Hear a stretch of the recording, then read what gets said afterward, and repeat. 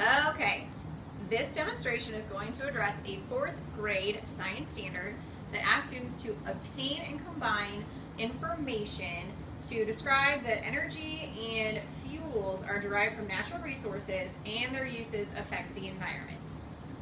So, here we go. Today we're going to complete a demonstration and it's going to help us answer the following essential question. I want to know, how does fossil fuel mining affect the earth and its inhabitants?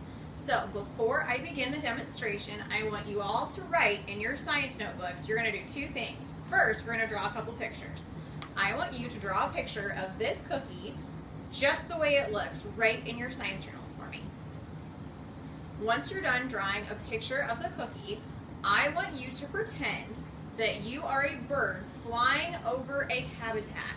So you can pick any habitat you like. It could be your favorite habitat, whether that's a desert, a jungle, a mountain, and you're going to pretend this cookie is that habitat.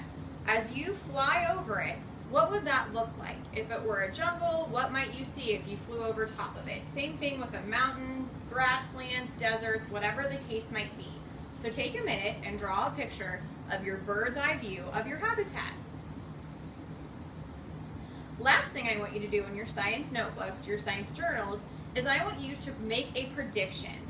If this toothpick were to represent a coal miner and the chocolate chips and this cookie were to represent coal deposits, what's going to happen to the cookie, or what would happen to your habitat if the coal miner went in and removed those deposits? So go ahead, take a minute and write your predictions in your science journals for me.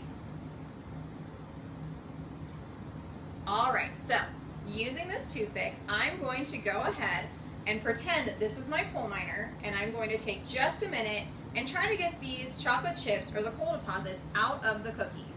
Here we go.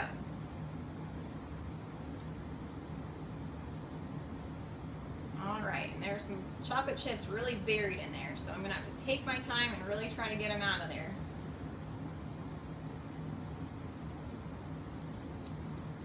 Okay. Oh, and there's another hidden one. All right, now what you're going to do is, looking back at your predictions, look at the cookie. You're going to turn to your shoulder partner at your table group, and I want you to discuss, were your predictions correct? Why were they correct, or why weren't they correct? Once you're finished discussing, we're going to go ahead and draw two more pictures in your science journal. So the first picture I want you to draw is the cookie the way it looks now. Make sure you look very closely at that cookie and what happened to it after I mined those chocolate chips.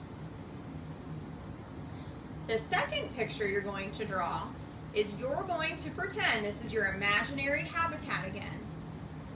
What would happen to your imaginary habitat if I went in and mined coal from that place? Keep in mind what the cookie looks like. What would your habitat look like now? Once you're done, we have a couple of questions to think about and talk about as a class. So one question is, what did the land or the cookie look like before mining? What does the cookie look like after it's been mined?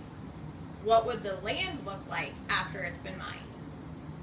Another question to consider, will the land return to its original state? Will the cookie go back to being whole like it was before I mined for those chocolate chips or I mined for that coal? Why or why not? Are the chocolate chips a renewable resource? What does that mean about coal? Is coal a renewable resource? And something else to consider when we're talking about coal mining is, what problems might we face if we stop coal mining? So if we think about it, if we stop mining for coal, we know coal is a source of energy. So we have a loss of energy. We'd also have a loss of jobs, and we'd have a loss of income. So those are several ways fossil fuel mining can affect the earth and its inhabitants.